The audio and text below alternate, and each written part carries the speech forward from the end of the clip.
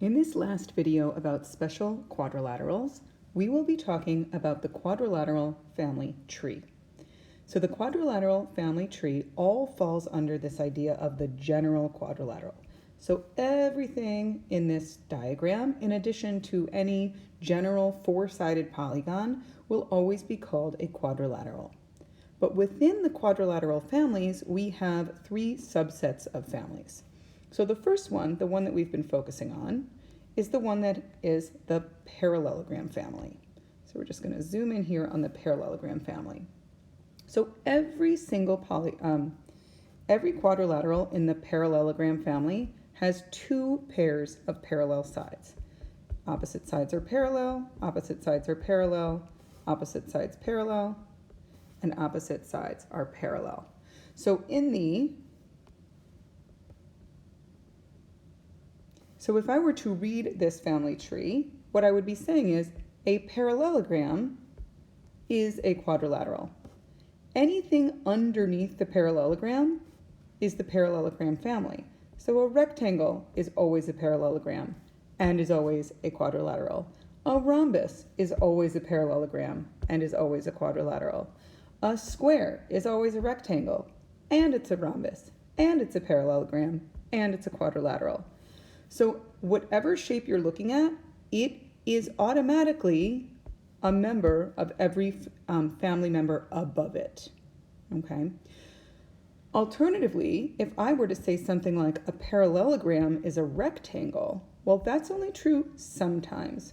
Some parallelograms are rectangles, some parallelograms are rhombuses, some parallelograms are squares, and some parallelograms are not any of these special parallelograms. They're just a regular parallelogram. Maybe, for example, a parallelogram that has a 3 here and a 3 here and a 5 here and a 5 here, right? That's not a square, it's not a rhombus, it's not a rectangle, but it is still a parallelogram. So that's how the family tree works, and that's the parallelogram family. The next family is the trapezoid family. So trapezoids have exactly one pair of parallel sides, and a special trapezoid called an isosceles trapezoid also has the non-parallel sides congruent. So if I were to say something like, is a trapezoid a parallelogram? That's never true, because a trapezoid has exactly one pair of parallel sides and a parallelogram has two pairs of parallel sides. So this family of trapezoids will never overlap with the parallelogram family. And then the last subset of special quadrilaterals is the kites. So a kite is neither a parallelogram nor a trapezoid, but it is still a special kind of quadrilateral. It has these two sides congruent here and these two sides congruent here, but it does not have any parallel sides. So we're now going to use this family tree to help us answer some true-false questions and some sometimes, always, never questions. And you will want to refer back to this chart throughout this unit.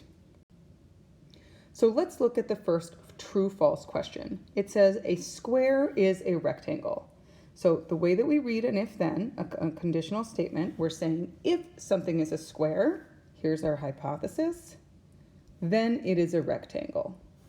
Is this true? So I'm going to draw myself a square, and I'm asking myself, does it meet the definition of rectangle? Well, a square has 4 right angles. Therefore, it meets the definition of rectangle. This statement is true. The second statement is the converse. It says a rectangle is a square. So that means I have a rectangle. Can I conclude it must be a square? Well, I could draw a rectangle that is a square, but I could also draw a rectangle that is not a square. So because it is only true sometimes, the statement itself is false.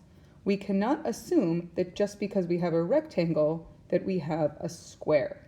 So if I am able to draw a counterexample here, then the statement is false.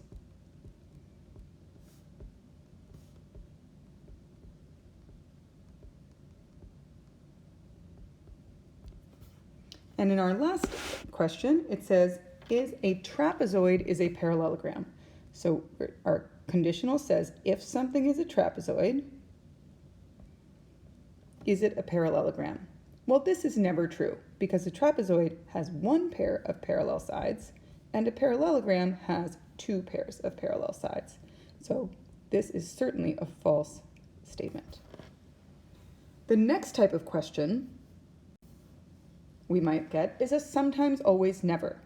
So here, if we have a question like the square rectangle question, we can say, well, sometimes it's true, sometimes it's not, as opposed to where we have to decide either a true or false in general. So the first one says a rectangle is a quadrilateral. So remember, that means that I have a rectangle, and the question is, does it meet the definition of a quadrilateral? Well, it has 1, 2, 3, 4 sides. That's the definition, so this is always true. A rectangle is always a quadrilateral because it has 4 sides. The next question says, a quadrilateral is a rectangle. So here, I'm just going to draw some generic quadrilateral. I'm trying not to make it look special in any particular way. And the question is, can I draw a quadrilateral that is a rectangle? And can I draw one that is not a rectangle? So here is my example where it is not a rectangle. And then I can draw a separate quadrilateral that is a quadrilateral. So if I can draw an example of when it is true and when it's not true, that means sometimes. And in our last example, it says the diagonals of a parallelogram are perpendicular. So I am going to draw a parallelogram, just a generic one, and when I draw the diagonals, they certainly are not perpendicular. So in this example, I have a no. But can I draw a parallelogram where the diagonals are perpendicular? Well, if I look back at my diagram, I'm looking for a quadrilateral that does have a parallelogram that does have perpendicular diagonals. So if I look at my parallelogram family, I'm going to remember, oh yes, well, a rhombus has perpendicular diagonals and a square has perpendicular diagonals. So there's an example of a parallelogram that does have perpendicular diagonals. So if I can draw it both ways, again, my answer is sometimes. So our objective today was to understand the family tree of the special quadrilaterals and to decide whether or not a statement is true, false, or sometimes true, always true, or never true based on the definitions, the family structure, and the properties of special quadrilaterals.